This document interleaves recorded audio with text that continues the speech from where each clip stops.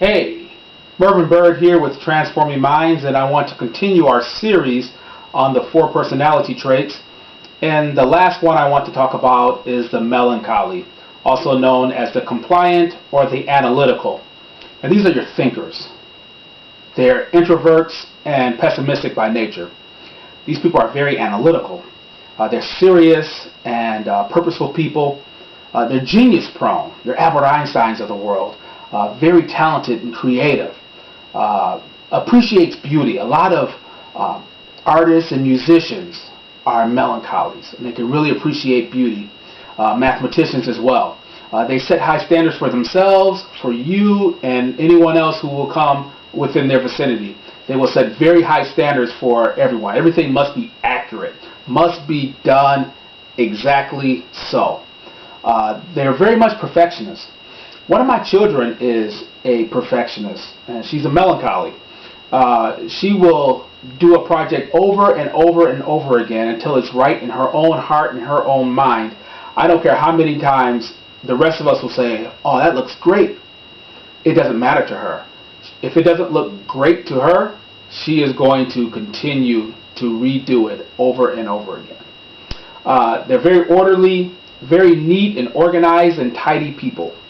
Everything is organized. There's a list. We'll talk about that list a little bit. These are the very opposite of your sanguine. As far as emotionally, they can be very moody and get depressed. They will remember the negative in any situation. I don't care how long ago it was. They will remember the very minute detail of that negative situation. They can tend to have a low self-image. A little bit too introspective. They're always looking at what's wrong with them. Nothing may be the matter with them, but they're always looking at what's wrong. So introspective to a fault. They will get bogged down with the details.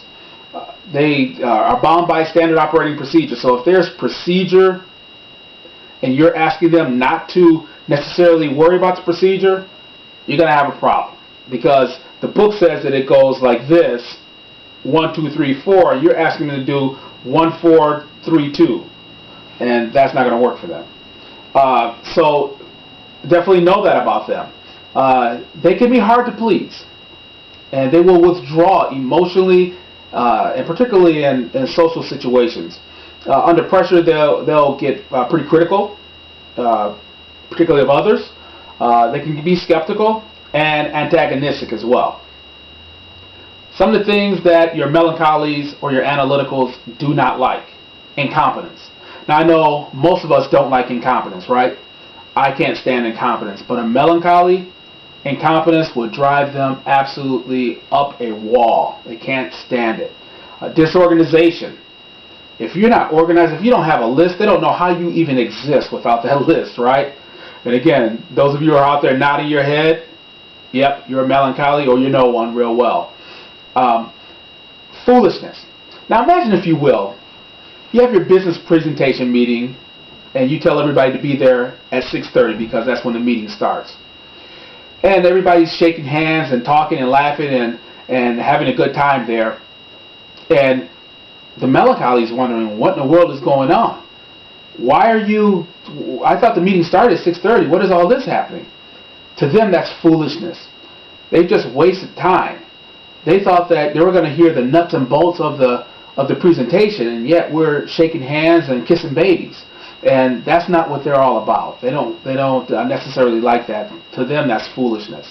They don't like dishonesty, inaccuracy, or wastefulness in any way, shape, or form.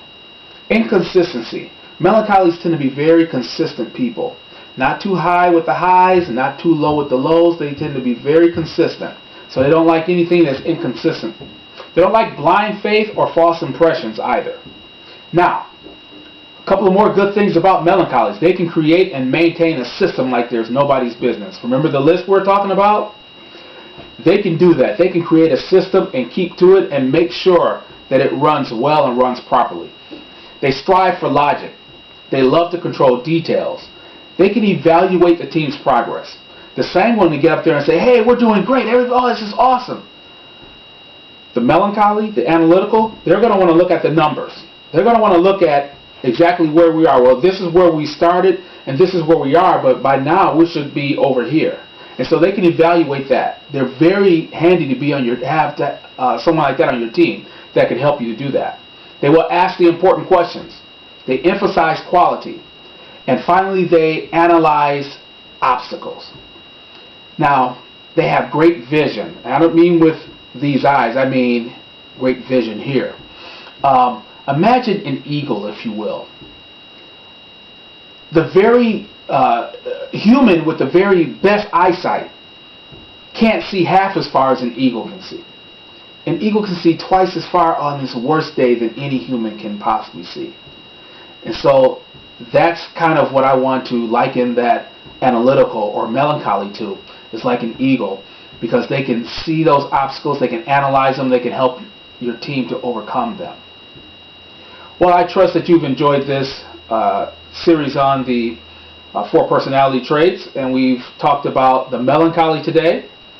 And until the next time when we wrap this up, this has been Mervyn Bird with Transforming Minds, and we'll see you on the inside. Bye now.